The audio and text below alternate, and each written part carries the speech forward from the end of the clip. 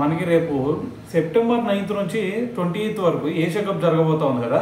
మరి ఏషియా కప్కి మన ఇండియన్ టీంలో ఒక ఇద్దరు మెయిన్ బౌలర్స్ అవైలబుల్గా ఉంటారా లేదా అనేది కూడా ఒక డౌట్ఫుల్గా కనిపిస్తోంది. ఎందుకంటే వాళ్ళు ఫిట్నెస్ ఇష్యూస్ చూసుకుంటే చాలా దారుణంగా ఉండే. సో మరి వాళ్ళిద్దరు ఉంటారా లేదా అనేది కూడా కొంచెం కష్టంగానే కనిపిస్తుంది. సో మరి వాళ్ళిద్దరు ఎవరు భయ్యా అంటే మనకి ఒక బౌలర్ వచ్చేసరికి బుమ్రా, రెండోది వచ్చేసరికి మొహమ్మద్ షమి. సో మరి బుమ్రా పరిస్థితి చూసుకుంటే మొన్న మాంచెస్టర్ టెస్ట్లోనే అతను పేస్ కూడా ఎక్కువ రాబట్టలేకపోయాడు.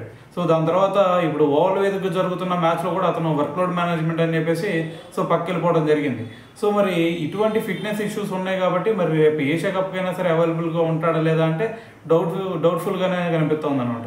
అయితే దీని గురించే మనకి ఆకాష్ చోప్రా కూడా మాట్లాడాడు.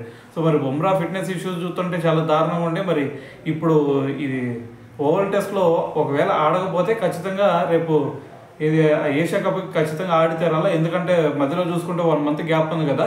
సో మరి అప్పుడు అతను నాకు రెస్ట్ కావాలంటే కుదరదు, సో ఖచ్చితంగా ఏషియా కప్లో ఆడితేరాల్సిందని చెప్పేసి ఒక స్టేట్మెంట్ ఇచ్చాడు. దాని తర్వాత మొహమ్మద్ షమి గురించి మాట్లాడితే అతని గురించి మరీ దారుణంగా చెప్పాడు.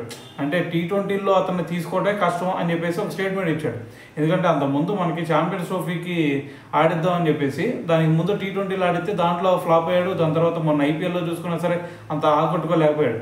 సో దీంతో మరి మళ్ళీ ఇండియన్ టీంలోకి షమి రావడం కష్టం అని చెప్పేసి కూడా మాట్లాడుతూ ఉన్నారు అనమాట.